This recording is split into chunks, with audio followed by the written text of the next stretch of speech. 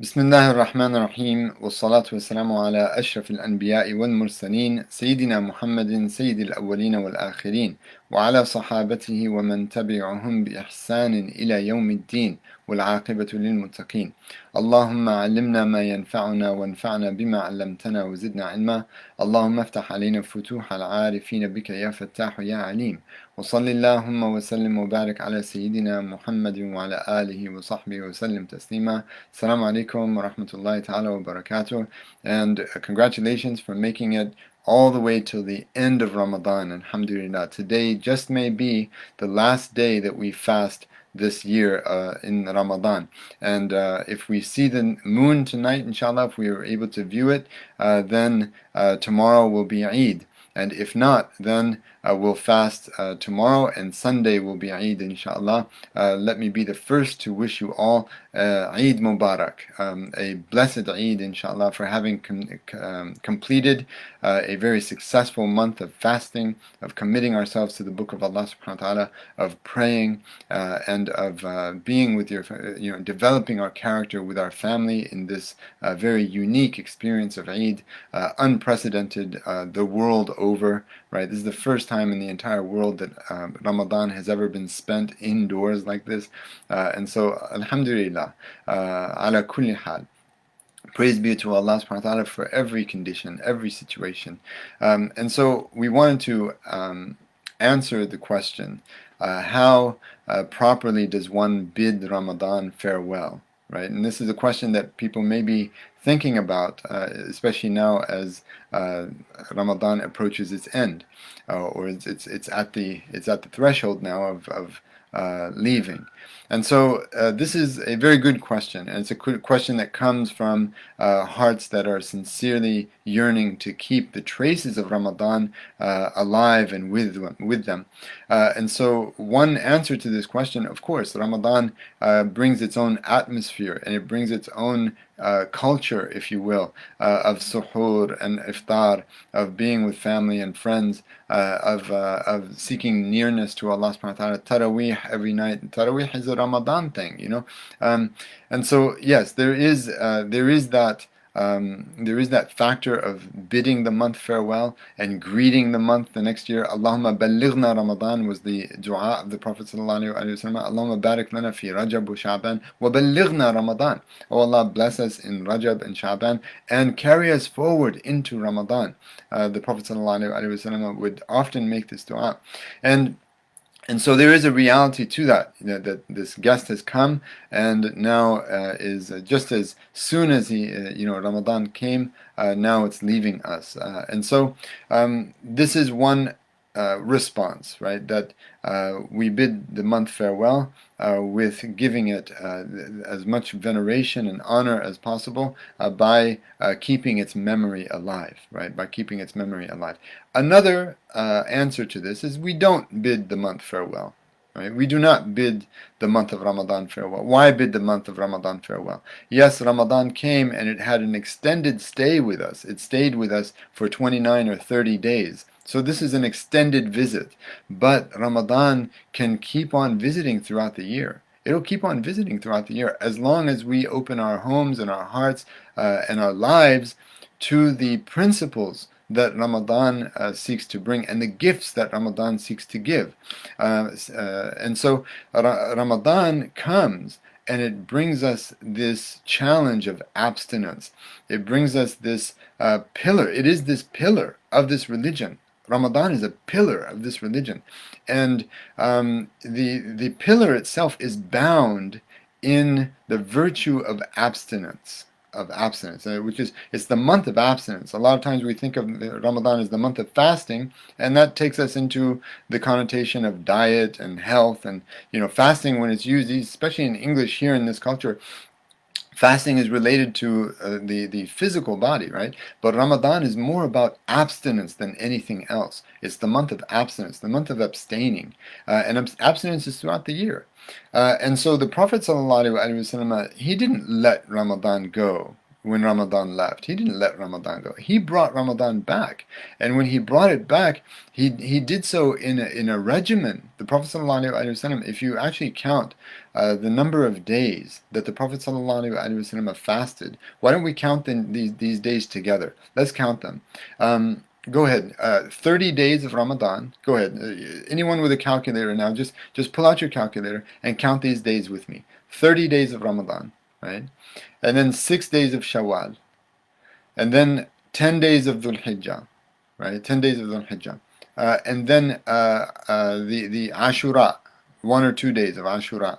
And then you have Mondays and Thursdays for basically 10 months. Mondays and Thursdays, 10 months. And that's how many Mondays and Thursdays a month? 8, right? Times 10 months, right? Is 80 days there. And then the 3 radiant days following the bright moon, the full moon.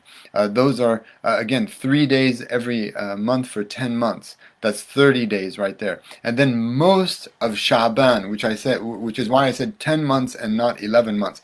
Most of Sha'ban, right, which is what, another 25 days of Sha'ban? Let's add 25 days to that. And so when we add 25 days to that, and then let's say there are repeats, right? There are repeats that sometimes the radiant days fall on a Monday or Thursday. So there are repeats throughout the year. So you want to take 20 days off? Let's take 20 days off. Where are we now? How many days is that? How many days is that? We've just taken 20 days off for repeats. How many days is that? Go ahead in the comment section. I want to see how many days does that add up to.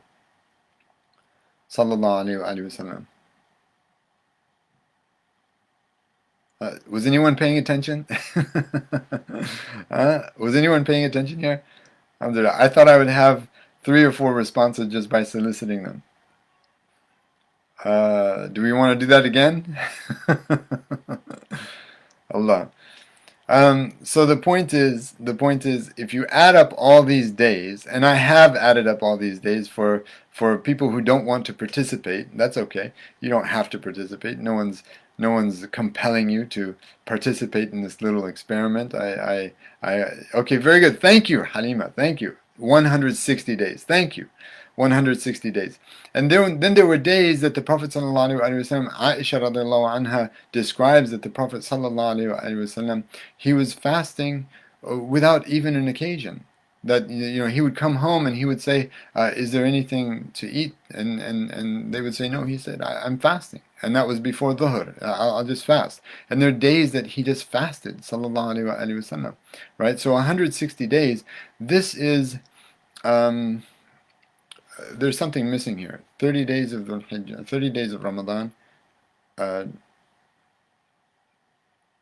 25 days of Sha'ban, and then you have, okay, so that's the one we took off. Yeah, because it's supposed to get to around 185 or something like that. So that's the date. That's the month we took off. So basically, you have, this is how many times the Prophet ﷺ fasted throughout the year, and that's a rough estimate. That's an average. That's an average. It's a rough estimate. There's the 80, there's the 30, there's the 5. What's the 5 for? What's the 5 for? Don't remember what the 5 was for. But the numbers are a little bit off here.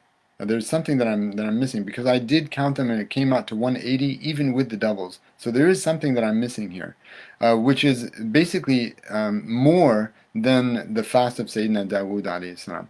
The Prophet ﷺ fasted more than the Prophet Dawood alayhi salam, who fasted one day and broke his fast the next day, and he fasted one day and he broke his fast the next day.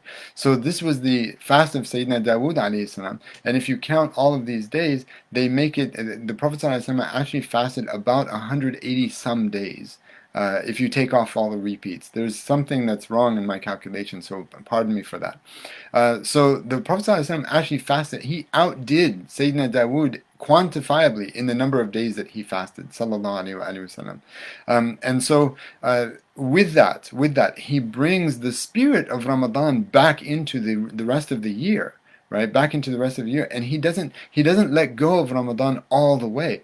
And the recitation of the Quran he keeps up. Tahajjud is every single night, and so Ramadan has its traces in the life of the Prophet ﷺ throughout the rest of the year. And this would be the advice that someone has, that I have for someone who asks, how do we bid the month farewell? We don't bid the month farewell.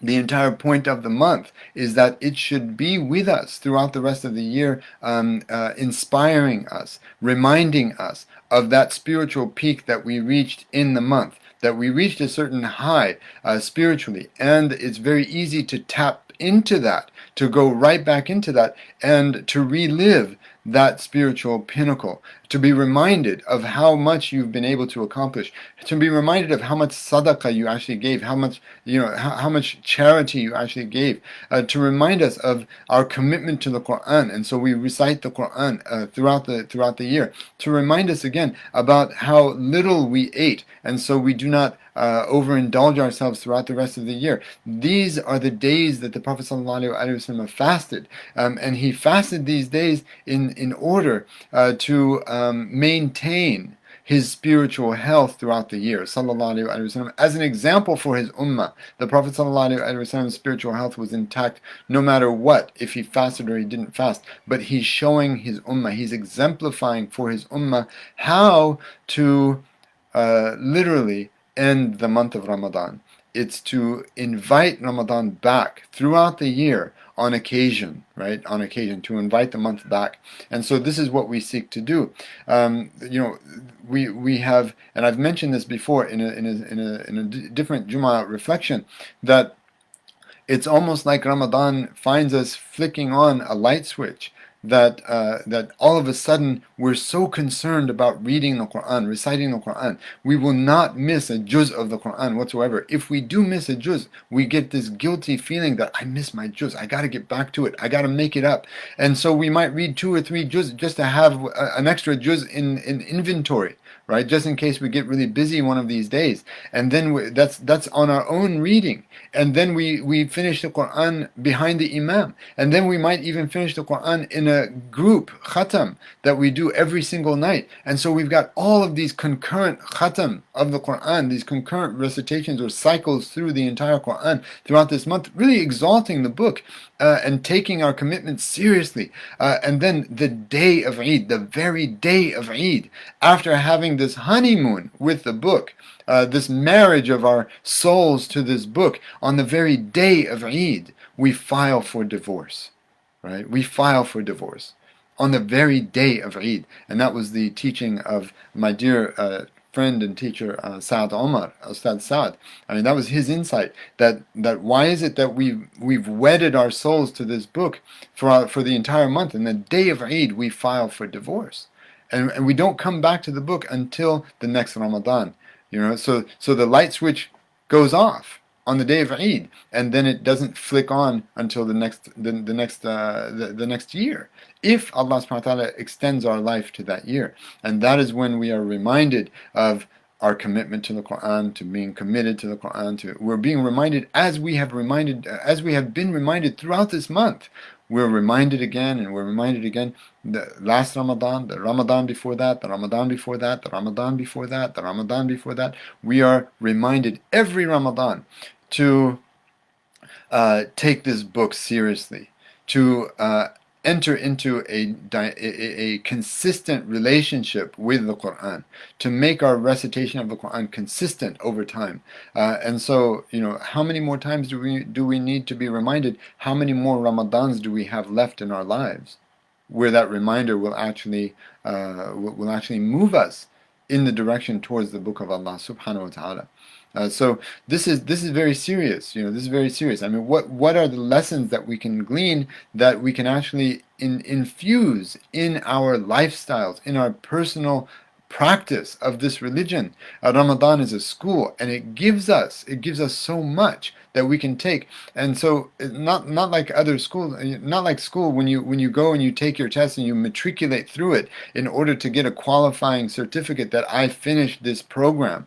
No, it is an education. It is an education about your souls, about my soul. It is an education. It tells the demons are all locked up, and so we are, whatever is manifest in terms of evil comes directly from the nafs, And so it is an education about who we are and what we need to do to actually gain control over our lower selves. And it also gives us a glimpse into how easy it is to actually fulfill our potential. How easy it is to fulfill our potential for good. The month teaches us that you don't have to be a wali of Allah. You don't have to be a saint. You don't have to be a saintly person to do tahajjud, right? To pray tahajjud, because we are actually up every single day before Fajr comes in. Before Fajr comes in, we're up every single day to make sure we don't miss suhoor. We don't miss suhoor. So if you are able for an entire month, 30 days straight, to get up at the time of suhoor, then why do we find ourselves so lethargic when it comes to the rest of the year getting up before Fajr? We barely get up before the sun comes up. Barely get up before the sun comes up if we make Fajr on time in the first place, right? So so where does the lethargy come in? Where does the laziness come in if for 30 days we got this habit of being up before Fajr even comes in? And that's the time of tahajjud. Inna Qur'an al-Fajr kana mashhuda. The recitation of the Qur'an at dawn, that is witnessed. Allah subhanahu wa ta'ala says that is witnessed. And that could be in the prayer or outside of the prayer. The recitation of the Qur'an at that time, that is witnessed by His angels, subhanahu wa ta'ala. And so let us then enter into this regimen of Ramadan that is going to carry us throughout the year. Mondays, Thursdays, the 3 radiant nights. Let's start with Mondays and Thursdays and do that well, let's start with the 6 days of Shawwal, right? The 6 days of Shawwal. And if we can make those 6 days of Shawwal on a Monday and Thursday, that would be great. That would be amazing, because then it gets us on a pattern to where we're actually starting now to fast on Mondays and Thursdays. And those were the days that the Prophet ﷺ fasted, because our deeds are ascend to Allah subhanahu wa ta'ala on those days. And he loved that when his deeds ascend to his Lord, that his Lord found him fasting as a way of interceding, for him with his Lord, right? And this is what Ramadan is. One of our teachers said that Yusuf alayhi salam was when he prayed for his brothers, and he said, "La tathriba alaykum al-yawm, yaghfirullahu lakum, wa huwa arhamur rahimin." There's no blame in you after today. There's no blame on you whatsoever. This is after look at what they did. They sold him they left him for dead after contemplating killing him. They left him for dead, and then he was sold into slavery, and then he went to prison for years. And he was bereft of his loving father and mother. He just imagine growing up an orphan like this, growing up a young boy into manhood, and your father is Sayyidina Yaqub. Your father is Yaqub. That's your father, and you can't be with your father, a prophet. Your father's a prophet, and you can't be with him for the formative years of your life. And who did it to you? Your own brothers, your own flesh and blood. I said, this is the egregiousness of these 11 brothers. And so and then they accuse you of being a thief in the night when they finally meet you in adulthood. They accuse you of being a thief in the night, right? So it's horrible. It's horrible. And so what did he say to them? He said, "La tathriba alaykum al-yawm." There's no blame on you today. Yaghfirullahu lakum. May Allah have mercy upon you. May Allah forgive you. Wa huwa arhamur rahimin. And He is the most compassionate of those who show compassion. So the beauty of Yusuf was not just outward. The beauty of Yusuf was inward, right? He had half of all beauty, and that's outward and inward. We don't focus on the inward enough. And so his intercession for his brothers, with that prayer, is what got those 11 brothers forgiven. His 11 brothers were forgiven because of that intercession. And Ramadan for us is Yusuf alayhi salam. Ramadan is Yusuf. Ramadan intercedes for us. Ramadan intercedes for us on behalf of the evil and the sins that we commit throughout the rest of those 11 months. And so those sins are forgiven because of the intercession of Ramadan. all of those sins are forgiven. And the Prophet ﷺ said, الصلوات الخمس والجمعة إلى الجمعة ورمضان إلى رمضان مكفرات ما بينهن إذا اجتنبت الكبائر. That these 5 prayers and one Friday to the next and one Ramadan to the next, these are all an expiation for all of the sins that happen in between them, as long as the major sins are avoided. And so this is what Ramadan has done for us. It has brought us forgiveness for all of those 11 months that have passed.